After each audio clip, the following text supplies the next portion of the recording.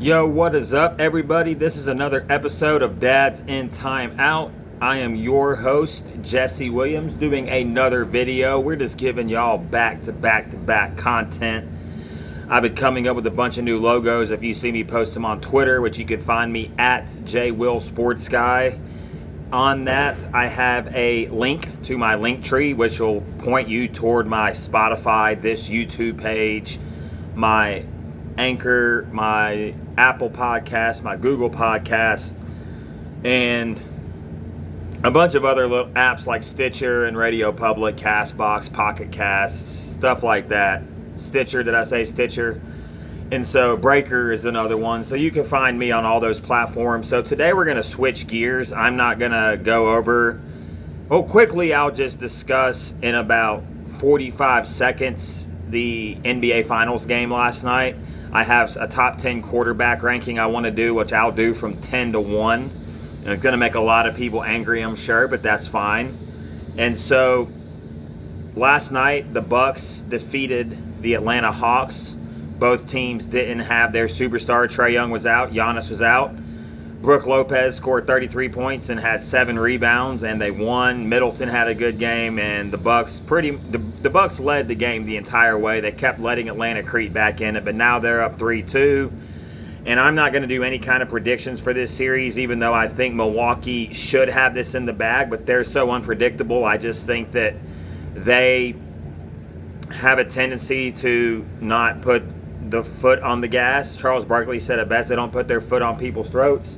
And so I'm really not going to put any stock in the last night. Now, if Trae Young returns and Giannis doesn't, I give the edge to Atlanta. If Giannis can play and Trae can play, if they both play, I give the edge to Milwaukee. The inside the paint numbers are ridiculous.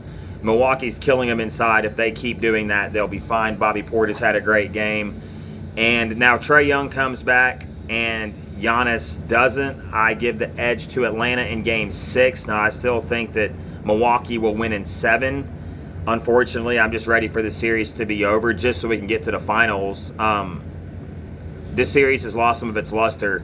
So it looks like we won't have any NBA games tonight. And so if I do a podcast tomorrow, it won't be, and I probably won't just because there'll probably be other people out here on break, so I won't be able to probably shoot a video. I'm giving you a lot of video content because I'm going to be gone from Army training from like the beginning of July to early August. So I don't know if I'll be able to do any kind of content while I'm out there. They don't like us being on our phones. I know for like 9 to 10 days they're going to try to take our phones. So that's that. So let's get into this quarterback top 10. This top 10 is both based on the past, what these quarterbacks have done recently, and what I project they will do this year because we have at least one quarterback on a new team. And so I'm going to start at 10 and work my way up to 1 and give you a little caveat of why I placed them here. But before we do that, I want to throw some honorable mentions out there. I really wanted to put Ryan Tannehill on this list. Not that I think he's a top 10 QB overall, but because he's now going to have A.J. Brown, Julio Jones to go along with Derrick Henry. So I think that offense should be really good. If you know who their tight end is, let me know because I'm not that deeply invested into the Titans. So I know Titans fans will probably get mad I left Tannehill on there, and my little light just went out. That's not cool. I guess it died. Oh, there it goes. If the light goes out, that's fine. So I left Tannehill off. Matt Ryan's getting up there in age. I don't think he's a legit top 10 quarterback. I left Deshaun Watson out because of the allegations against him. I don't know if he's going to play. And also their roster is horrible. Derek Carr is one of my favorite quarterbacks, but he's not in my top 10. None of the rookies. I don't have Joe Burrow. I don't have Baker Mayfield. Just a little teaser. And so that's kind of what's going on there. So at number 10, I have Dak Prescott coming off the injury. And the reason I have Dak Prescott at 10 is because with CeeDee Lamb and Gallup and Amari Cooper, and if they get anything out of their running game, he's going to put up top 10 numbers.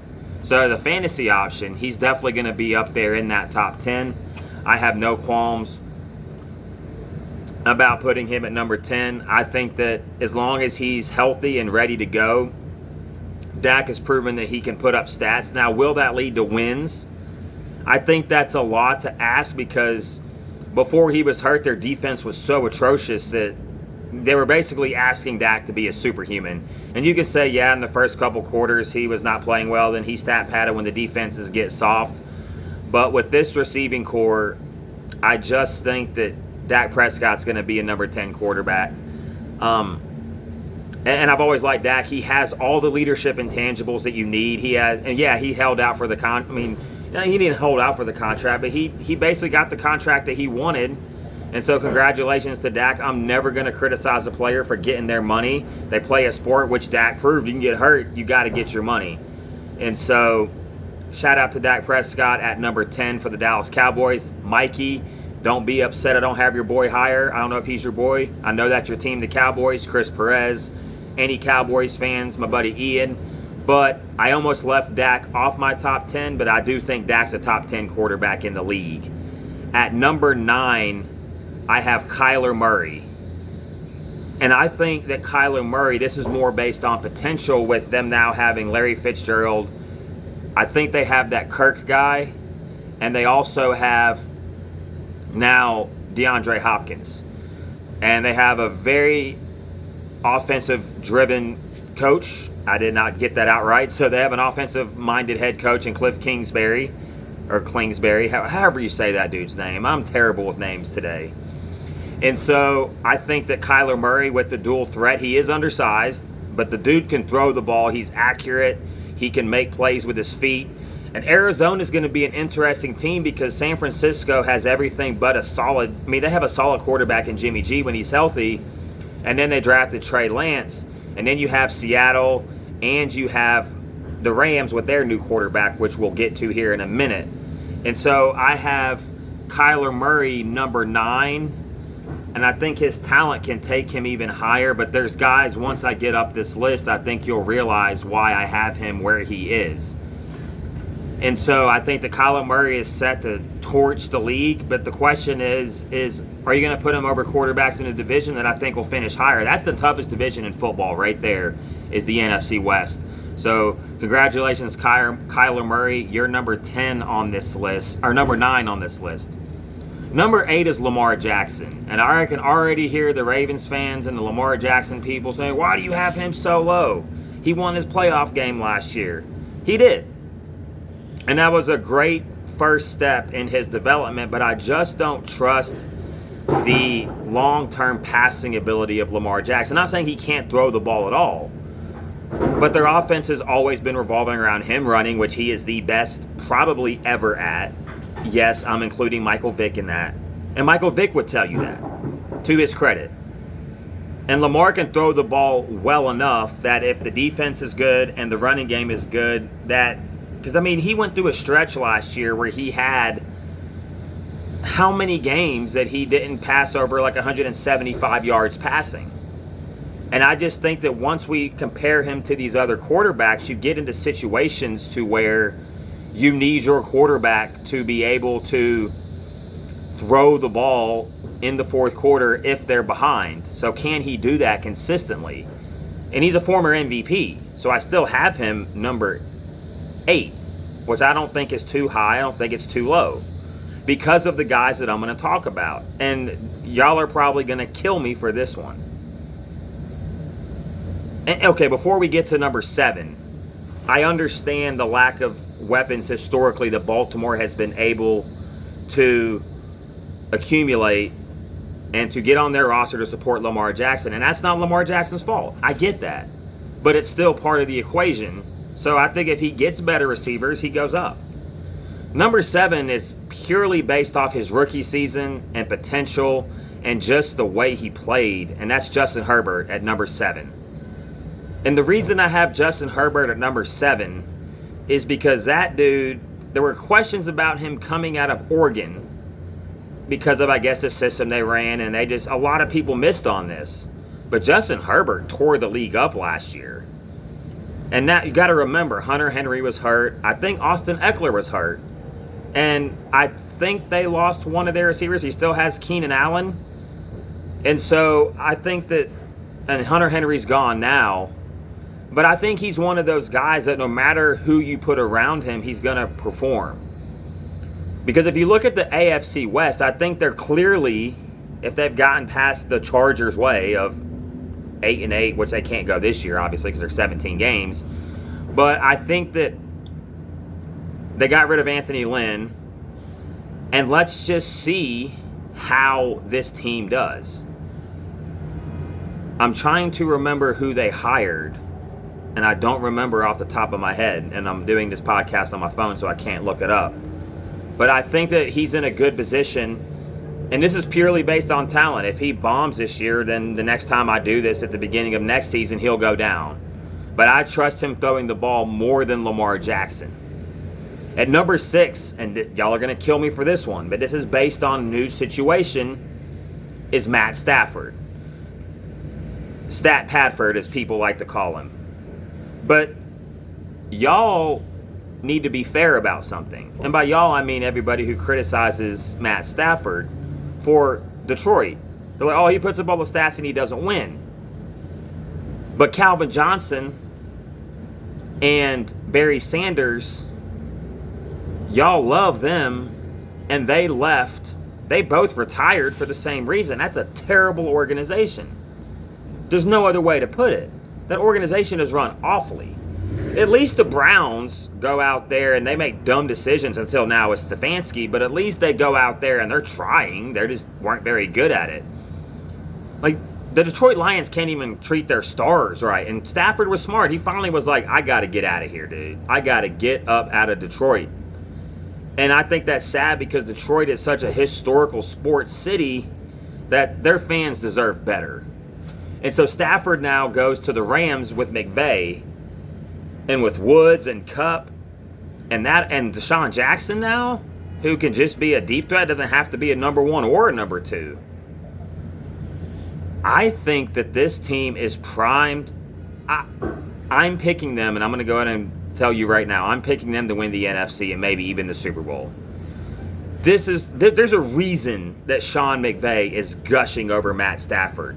I mean, you would too if you had Jared Goff before then, and Jared Goff's not awful, but McVay got every ounce of everything he could get out of him and went to a Super Bowl, and they scored 3 points. People like Colin Cowherd, who I really respect and like, have been questioning the genius of Sean McVay because he likes Kyle Shanahan, which I like Kyle Shanahan a lot too. And he thinks that McDermott's a better coach because, we'll get to McDermott later. And I think McDermott's a really good coach too, but I don't sleep on Sean McVay and Matt Stafford this year. I think we're going to see, because I once saw a game where Matt Stafford injured his shoulder. I think he dislocated his shoulder on a touchdown or something like that, and then they tried to keep him off the field, and he basically said F you and went in and threw a 2-point conversion with his left hand or whatever hand, his off hand. So I like what Stafford's made of. I like the dude. I just like him, and I think he's going to thrive in LA. So hold on. So let's recap. So I had Dak at 10. I had Kyler at 9. I had Lamar Jackson at 8. I had Herbert at 7. And I had Stafford at 6. At number 5, I have the GOAT, Tom Brady. And the reason I have him low is because of the 4 guys that I'm going to place ahead of him. This doesn't mean I don't think that they can't win the NFC because they brought every single starter back on both sides of the ball. Tom Brady is the GOAT for a reason. He's brought Antonio Brown back, Chris Godwin, Mike Evans. If they're all healthy, Gronk is back. Ronald Jones, I think, is back. Leonard Fournette. The whole squad's back. And Tom Brady, he's here because of age. Because if I'm projecting this season, I don't expect Tom Brady to have a super awesome statistical year. Now, when we do my picks for each record for each team, I still think they're going to win 13 to 15 games. And I think they're going to run away with that division. Because let's face it, Carolina, New Orleans with a new quarterback, Carolina with a new quarterback. And who's the other team? Oh, Atlanta, who's, Atlanta. Like, they're rebuilding, doing whatever. They got rid of Dan Quinn. They now have Arthur Smith. I hope Arthur Smith went there. Please tell me I'm right that Arthur Smith went to the Falcons. And so I think, he was the offensive coordinator for the Tennessee Titans. And so we'll see. But, I mean, Brady is at 5. Now, all time, I have him the GOAT. But this is for this year coming up. I have him as the 5th best quarterback, which is fine because when it comes to his brain, he's the number 1 quarterback. And I don't think that's a shot at Tom Brady, because I'm not going to be Skip Bayless on here and be like, oh, he's the GOAT. He's going to be the best quarterback this year. Just like I don't think LeBron's going to be the best player in the NBA next year, but he's the best player. He's the GOAT of this generation. But there might be guys that have better seasons than him and play better than him, but it's more than that. So Brady, with all his intangibles, the relationship with his receivers, the culture that he brought there, Bruce Arians stays off the hot seat now because they figured out how to work things out. So Tom Brady at number 5, I think, feels correct. At number 4, and I wanted to place this guy higher, and he's another one that can move up or move down, and that's Josh Allen for the Buffalo Bills. Josh Allen had a monster year last year, MVP consideration. Buffalo is now out of that fluky, we made the playoffs once. No, they've been to the playoffs now, I think, 2 years in a row.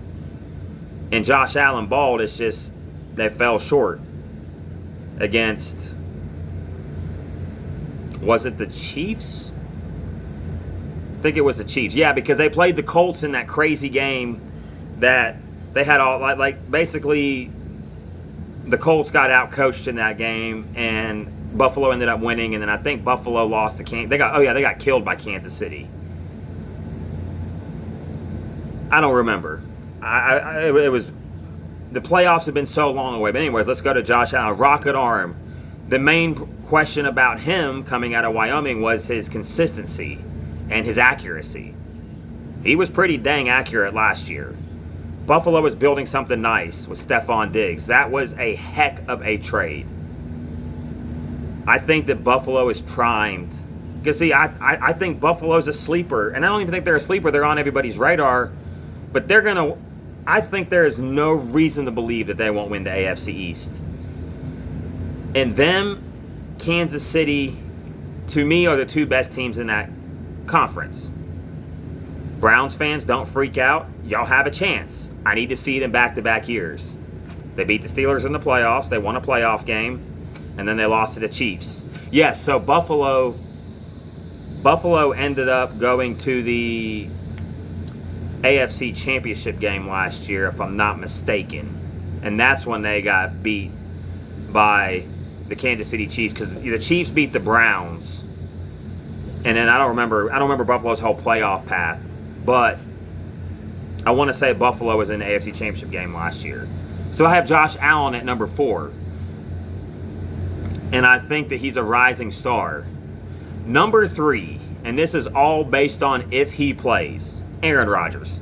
Just come off the MVP. He may not be the athlete he once was, but he still shows you that he can carry a team back-to-back years, 13-3 records, back-to-back NFC Championship game appearances. And you can hold the losing the NFC Championship games against him. They got smoked. No, they didn't go to the NFC Championship game 2 years ago. Yeah, they did, because that was the year that Jimmy Garoppolo and the 49ers went to the Super Bowl, and they smoked Aaron Rodgers in the NFC Championship game. And that's when Kansas City won their ring. And then last year, they didn't go for it on 4th down, and Tampa Bay goes to the Super Bowl. Aaron Rodgers, we know, is disgruntled. He wants out of Green Bay, blah, blah, blah, blah, blah. If he's on the field, he was the MVP. And that connection with Devontae Adams is legit. So if he plays, I think he's going to play with another chip on his shoulder and go out there, and Lazard and they had Scalding, whatever that guy's name is, Valdez Scalding or whatever that guy's name is. He's a pretty good receiver too. And then Aaron Jones and Matt LaFleur, who has proven to be a pretty good coach. I mean, Aaron Rodgers didn't single-handedly carry them to 13-3 by himself. Now, he carried that offense. And his receivers are getting better. So Yeah, Aaron Rodgers can be weird with his personality quirks, but I mean, he's making the best out of his receiving core. And nobody was talking about Devontae Adams as one of the best 2 receivers in the league. And now I think unquestionably him and DeAndre Hopkins are right there neck and neck with guys that are rising, because there's so many great receivers in this league. So I'm totally confident with Aaron Rodgers at number 3. Those personality quirks are why I don't have him at number 2. And at number 2, I have Russell Wilson. Colin Cowherd loves Russell Wilson, and I love Russell Wilson. So this offseason, he was upset with the organization. He never demanded a trade, but he let it be known he was unhappy. And I don't know if him and Coach Carroll have worked things out, but I'm sure they have, because they're both grown men. Carroll's got a national championship, which I know they took away, but they won the dang game. With the whole Reggie Bush thing, now with the NIL, throw that out the window. He's got a national championship at USC, and he's got a Super Bowl, and he's one bad play call on the goal line away from winning back-to-back Super Bowls. So Russell Wilson could be a 2-time Super Bowl. The fact that dude never got an MVP vote, I don't know if he got one last year, is ridiculous. Leader guy, just consistent. Yes, he didn't play well the second half of the year. I think you're allowed a bad half season, because when he got there, they had a great defense, and he didn't try to do too much. And when he's had to carry this team, he has been able to. Russell Wilson is the complete package. He can throw the ball down the field. He can read defenses. He can move his feet. He's had to run for his life behind, as Bomani Jones would say, those dots of an offensive line. So I think that having Russell Wilson above Aaron Rodgers is not saying, I think if you put them in a vacuum, that I would say that he's a better quarterback. But for right now, I think he's the number 2 quarterback in the NFL. I think that Russell Wilson has another championship run in him. I trust him with the ball. Yeah, he made a bad play in the Super Bowl against Brady 5 years ago, 6 years ago, 7 years ago. How many years ago that game was? And he's just been, until this offseason, the consummate professional. And then he came in and squashed everything and said he's good and he's ready to roll. I think it's okay that athletes want more from their organizations. He never refused to show up. That's why I have him above Aaron, is that leadership of saying, hey, yeah, I was disgruntled. Because I remember I was watching the Super Bowl, and I saw him in the press box with Goodell, and he looked miserable.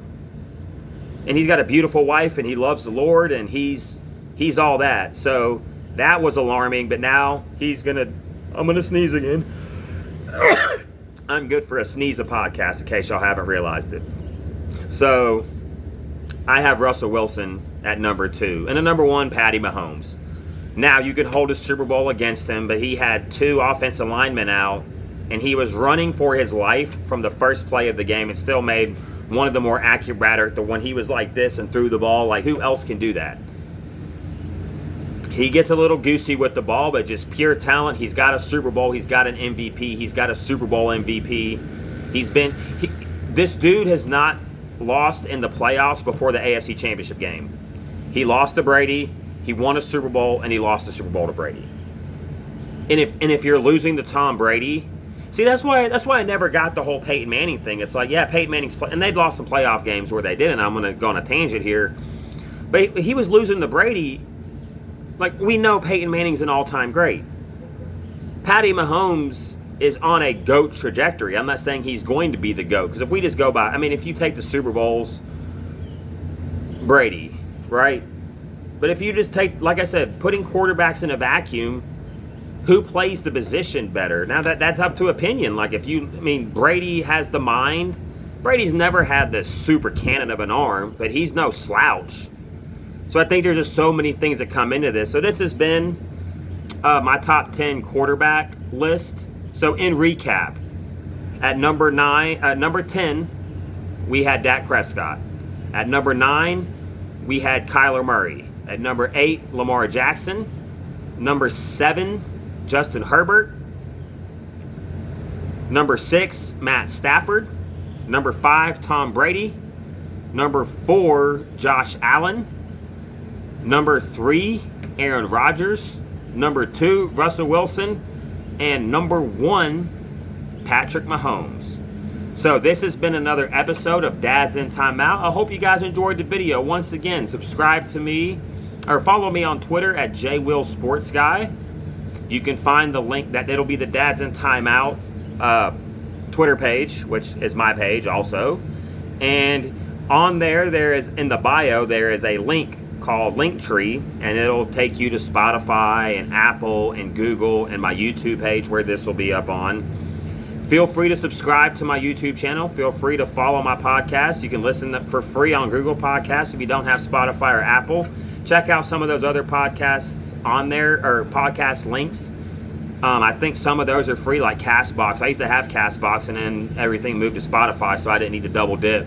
So I got just about everything I needed on Spotify. And if you want me to follow you on Twitter, shoot me your Twitter handle. You want me to subscribe to your YouTube page?